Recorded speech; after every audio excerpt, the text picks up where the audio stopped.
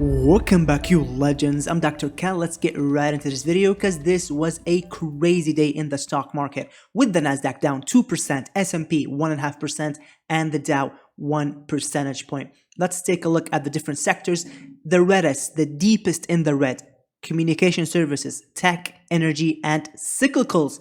The only green sector being utilities. So this is a full-on risk-off move in the market, with market participants being extremely bearish, taking risk off the table, rotating out of risky stock market sectors and into safety assets like utility stocks and like consumer defensive stocks, as well as healthcare. Let's take a look at the stock market map. Really red all over the place, except for a few pockets of green, including utilities, including some consumer defensives, and some defensive healthcare plays. Tech like Amazon, Google, Meta, as well as Nvidia, AMD, Apple, and Microsoft, all deep in the red today. So what the heck happened? Why did the stock market really dump super hard today? Well, interestingly, if you remember, everybody, a couple of days ago, I did talk about this ascending wedge pattern, which is a bearish technical structure, which usually breaks to the downside. Well, unfortunately, we had that break to the downside today below this support line of this ascending wedge. But fortunately, we did hold this blue support line, which held in every single pullback since the October 13th bottom. Boom, tagged it and recovered. Boom, tagged it and recovered. And I do expect the market to recover from this point on for two reasons. Number one, I do expect this support line to hold. Number two, we are a full standard deviation below the weekly expected move. Now, the lower weekly expected move was at $400. The upper weekly expected move for the SPY was $413. We are at $394. About $6.50, roughly $7 below the weekly expected move, which is a full standard deviation below the lower expected move. So this level, the $400 level, will now act as a magnet, sucking the market back up as it attempts to recover from this sell-off. With that being said, we do have some bearish developments, including boom, finally a bearish crossover on the PPO, on the daily chart, which is significant, as well as a VIX sell signal. This is the VIX chart, everybody, and we did trigger a sell signal today with the VIX tagging the 20-day moving average. With that said, it is quite often the case that the VIX sell signal comes just before the market tries and attempts to recover. And I'll show you what I'm talking about. Boom, we had a VIX sell signal today. And if we take a look at the January top in 2021, boom, right here, we had the VIX sell signal triggered on January 6th. And the market ended up weakening for a couple of days and then attempting a recovery halfway through. We also had a similar look, boom, back here with the VIX sell signal triggering, and the market actually continued to rally. So that's interesting. And there are a couple examples of this as well, including boom right here. The April top, the VIX sell signal was triggered right here on April 8th, and the market ended up consolidating, attempting to recover just a few days later and failing.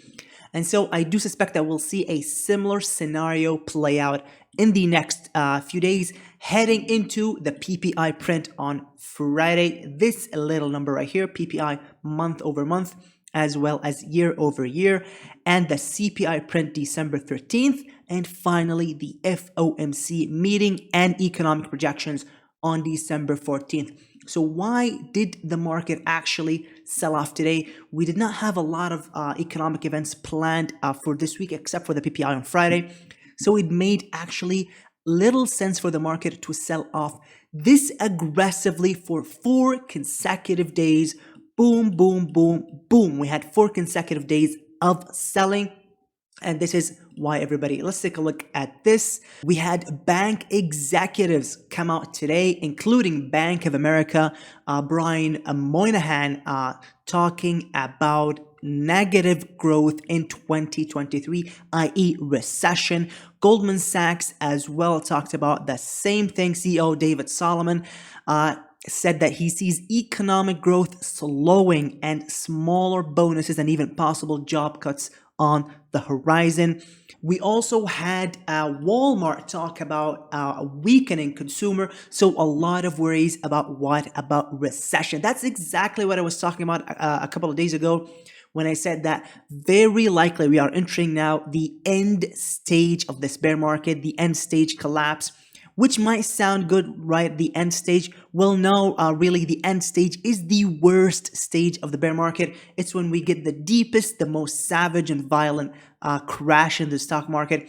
And the end stage begins when yields begin to cool down, when bonds begin to recover, but the stock market continues to sell off.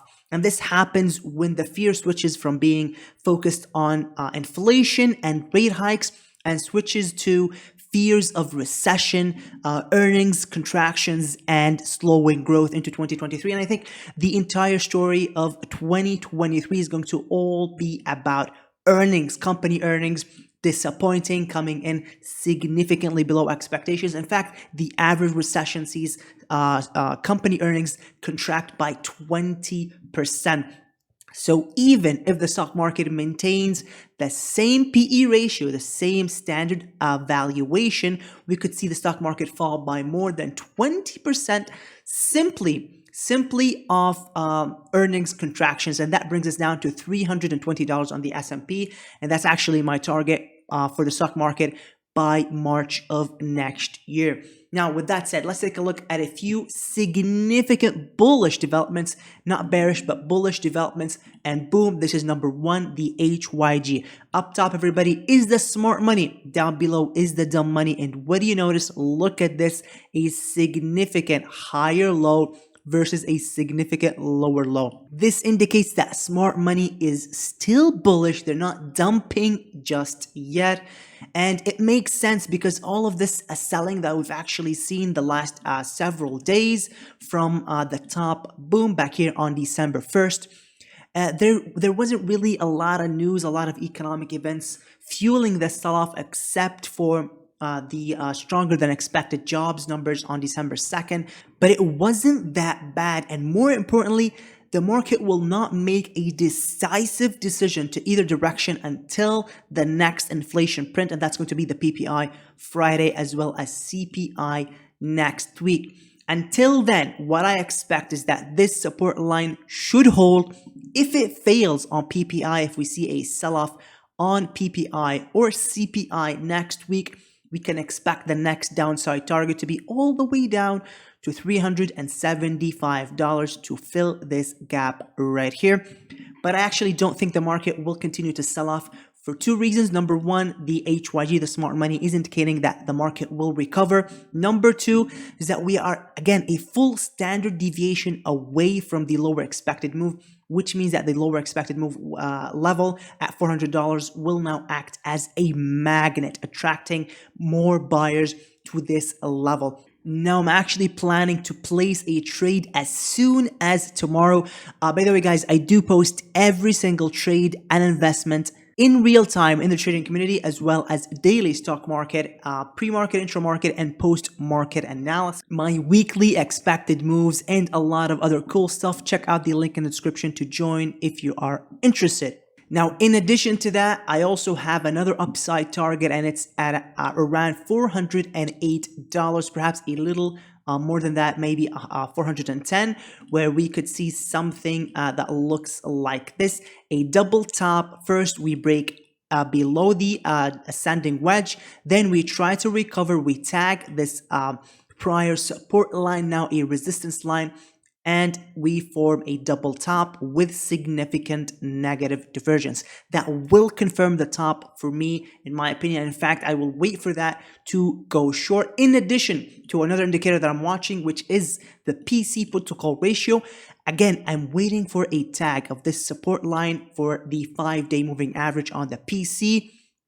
And if you notice, look at this, we tagged it and we marked the top perfectly. We tagged it, we marked the top perfectly, and it's been working like a charm. If you notice, the same thing here, boom, we tagged it and we marked the top perfectly. And so that's what I'm waiting for now. I'm waiting for a tag of this support line to go full on bear mode, to go full on short. Now let's take a look at the dollar index. The dollar is not confirming all of the bearishness that we're seeing in the stock market. The dollar barely moved even though the market saw this massive sell-off. The same thing with yields. Look at yields. Yields for the 10-year barely moved. And again, all of these are hints, small hints, that yes, this is likely a bear trap for the time being. The sell-off is a bear trap for the time being, and we are poised for a short-term recovery into early next week, into the end of this week. In addition to that, let's take a look at Tesla. This is the Tesla chart divided by the triple Qs. So this is a relative strength chart. And we are now holding just below the 9-day moving average. More importantly, if we take a look at the daily chart for Tesla, look at this. We formed this descending wedge. We broke out of this descending wedge. Now we formed a very obvious inverse head and shoulders with a full measured move on this bullish structure, taking us all the way up to around $230, which is the prior top back here. I'll be more conservative. I've put actually my price target closer to 125, so I'd be taking profits earlier. And I'm now watching this chart like a hawk because this looks like a beautiful, beautiful inverse head and shoulders. We had a sell-off, a deeper sell-off, boom, a shallower sell-off, which indicates that bears are capitulating at this level and more bulls are stepping in, as indicative by this indecision candle, this doji. Dojis usually mark stock market reversals either to the upside or to the downside. For example, this doji, it marked the top, this doji marked the top, this doji right here marked the bottom. So putting all of that into context, if we see the market attempting to recover, forming a double top, and potentially the triple Qs actually taking at this prior high, trying to rally higher than that, and boom, moving all the way up to tag this descending resistance line, which I expect the triple Qs to be able to hit sometime in the next few weeks. If we see that happen, if we see the S&P do the same, try and tag this resistance line once again, fail at this prior support line, now a resistance line. If we see stocks like Tesla complete their full measured move, if we see the PC put to call ratio tag this support line, and if we see the VIX calm down yet again, move down, form a double bottom with a positive divergence. We haven't yet seen a double bottom with a positive divergence on the VIX just yet. That would, in my view, confirm the top, and that would be the perfect entry to go short. Would I go short here? Absolutely not. It makes no sense for a plethora of reasons.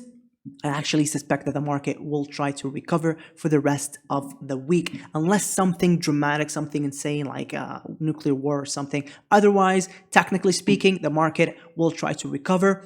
The smart money is predicting it, as well as the weekly expected move. Now let's take a look at the fear and greed index. This is a timeline of the fear and greed. We did not get into extreme fear readings quite yet. I expect to see that perhaps as early as next week. Market momentum still bullish. We're still trading above the 125-day moving average, but stock price strength is weakening, breadth is weakening, put to call ratio is flat. I want to see this put to call ratio move down even further to mark the top. Market volatility is now shooting up, and safe haven demand is now exploding. Look at this, bonds are now outperforming stocks for several days now, probably 4 days in a row since that top on December 3rd. And what else? Junk bond demand is declining. We're seeing more investment grade bonds being bought up versus the junk bonds.